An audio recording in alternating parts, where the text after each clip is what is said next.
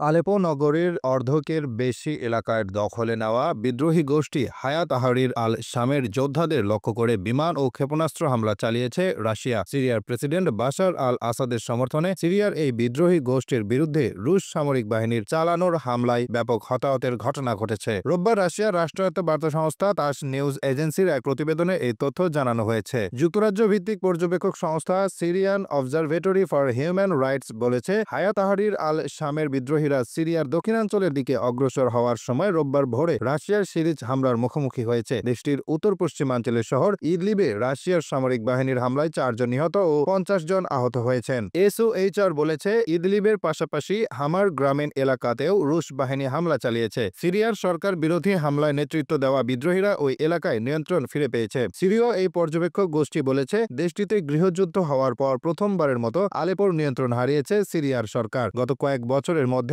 সিরিয়ার সরকারি বাহিনীর বিরুদ্ধে বড় ধরনের হামলা শুরু করেছে বিদ্রোহীরা। এই হামলায় তারা আলেপোর পাশাপাশি অন্যান্য এলাকারও নিয়ন্ত্রণ নিয়েছে। সিরিয়ায় Russian centre for the reconciliation of the enemy parties বলেছে, আলেপো এবং ইদলিব প্রদেশে বিদ্রোহীদের আস্তানা, কমান্ড পোস্ট, অস্ত্রাগার লক্ষ্য করে ক্ষেপণাস্ত্র ও বোমা হামলা চালিয়েছে রুশ বাহিনী। গত বুধবার থেকে শুরু করা রাশিয়ার এই হামলায় প্রায় 300 বিদ্রোহী যোদ্ধা নিহত হয়েছেন। আলেপ্পো শহরে হায়াত তাহরির আল শামের বড় হামলার পর রাশিয়ার প্রতিরক্ষা মন্ত্রণালয় বলেছে, প্রেসিডেন্ট বাশার আল আসাদ ও সিরিয়ান সেনাবাহিনীর সমর্থনে হামলা চালিয়েছে রুশ বিমান বাহিনী। হায়াত তাহরির আল শামের বিবৃতিতে বলা হয়েছে, তাদের যোদ্ধারা আলেপো বিমানবন্দরের নিয়ন্ত্রণও নিয়েছে। বিদ্রোহী এই গোষ্ঠীর দুটি সূত্র রয়টার্সকে বলেছে, বিদ্রোহীরা ইদলি প্রদেশের মারাত আল নোমান শহর দখল করেছে। ওই শহরের পুরো এলাকা বিদ্রোহীদের নিয়ন্ত্রণে গেছে। সিরিয়ার প্রেসিডেন্ট বাশার আল আসাদের অন্যতম ঘনিষ্ঠ মিত্র রাশিয়া। সিরিয়ার বিদ্রোহী গোষ্ঠী হায়াত তাহরির আল শাম অতীতে দেশটিতে নুসরা ফ্রন্ট হিসেবে পরিচিত ছিল। এই সংগঠনটিকে সন্ত্রাসী গোষ্ঠী হিসেবে আখ্যা দিয়েছে যুক্তরাষ্ট্র, রাশিয়া, তুরস্ক এবং অন্যান্য দেশ। চলতি সপ্তাহের শুরুর দিকে অনেকটা আকস্মিক হামলা চালায় আলেপ্পো নগরীতে। এরপর থেকে গোষ্ঠীটি তাদের হামলা সিরিয়ার অন্যান্য শহরেও জোরদার করেছে। হায়াত তাহরির আল শামের হামলার মুখে কয়েকটি শহর থেকে সিরিয়ার সরকার বাহিনী পিছু হটতে বাধ্য হয়েছে। তবে রাশিয়া এই গোষ্ঠীটির বিরুদ্ধে হামলা শুরু করায় সিরীয় সরকারি বাহিনীও অভিযান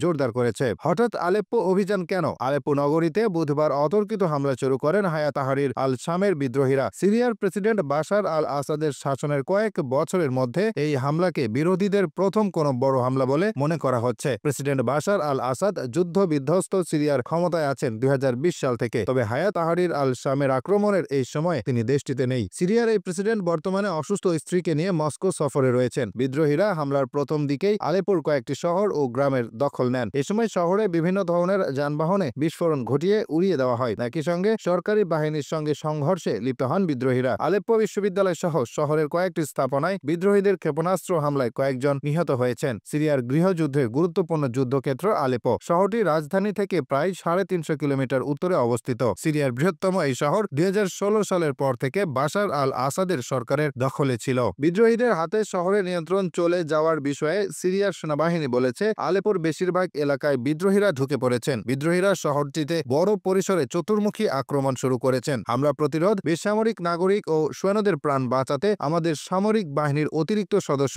মোতায়েন করা হয়েছে।